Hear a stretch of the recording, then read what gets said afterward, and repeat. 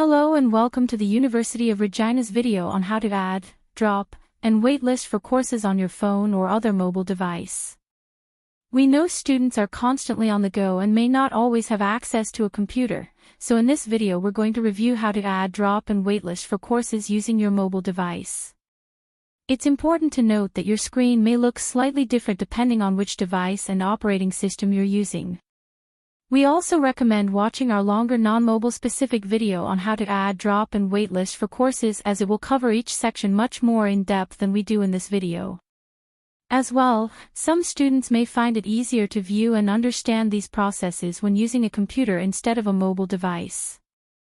Before you can register in courses, your time ticket will need to be open and your account will need to be free of any holds actively preventing registration. Then, you'll be able to add, drop, or waitlist for courses, up until the published course add-drop deadlines for each term. To access the registration portal, start by opening the main U of R homepage on your mobile device. Click on the three lines at the top of the screen, scroll down to the Resources section and click on Students, then scroll down to the Online Services section and click on UR Self-Service. You'll log into your UR Self-Service account using your username and password. Once logged in, click on the Student tab at the top, then scroll down to the Registration section and click on Add or Drop Classes. Choose the appropriate term from the drop-down menu and click Continue to proceed. Make sure you're choosing the credit term, not the non-credit term, or you may get an error message saying CRNs do not exist. Your initial view will likely be the Schedule panel. Click the Panels button in the bottom left to change the view to the Search for Classes panel. Click the three lines in the top right, then click on Enter CRNs. Add one CRN for each section of each lecture, lab, seminar, or fieldwork component that you're trying to register in. Then click Add to Summary. If you don't have any CRNs, you'll want to use the Search by Term or Visual Schedule Builder to find them before moving on. If you need help with this process, you can watch our video on how to search for courses. Once you've entered your CRNs and clicked on Add to Summary, they'll disappear from this view, but you won't yet be registered. Click on Panels in the bottom left again to go back to the Schedule view, then click the Summary tab at the top. You should see a note beside each CRN that you just attempted to add saying Pending. Click the Submit button in the bottom right to process your registration request. Courses saved successfully will show a note under the status column indicating that you were registered rather than pending. If there was an error, you'll get a pop-up message as well as a note in the status column. If you receive an error, it could be for multiple reasons. In order to proceed, you'll need to correct the error or select an alternate section or subject or remove the course from your attempted registrations. If you're encountering errors and can't figure out how to solve them, refer to our registration troubleshooting video for more information. If a course is full and has a waitlist enabled with seats available, you may be able to place yourself on a waitlist. In the Summary view, click the drop-down box beside the course in question and select the waitlist option. If you select Submit again, it should now show waitlisted rather than an error message.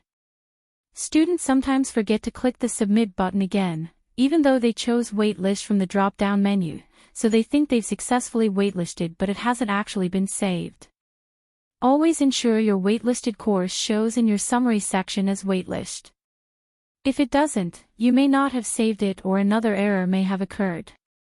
In the mobile view, when you've added yourself to a waitlist, you will not be able to view your current position on that waitlist using your Schedule Details panel like you would on a computer. To view your waitlist position, you'll need to access this screen from a computer instead of your phone or tablet. If you've put yourself on a waitlist, make sure you understand the processes and timelines involved with waitlists so that you don't miss your opportunity to register in the course. If you need more information on waitlists, refer to our longer non-mobile specific video on how to add, drop, and waitlist for courses. To drop a course, you'll access your Summary panel again, find the course you're wanting to drop, and change the drop-down option to Drop Course, then click the Submit button. It will then show as deleted. If you don't have this option, you may have to withdraw rather than drop, depending on when you attempt to remove yourself from the course during the semester. If you're withdrawing rather than dropping, your success message will show withdrawn rather than deleted. If you're dropping a course with a linked component, make sure you're dropping the appropriate number of CRNs. Before dropping a course, make sure you're aware of any financial or academic implications of doing so. Dropping a course may result in a full or partial tuition refund, but it might also result in no refund, depending on when you drop it.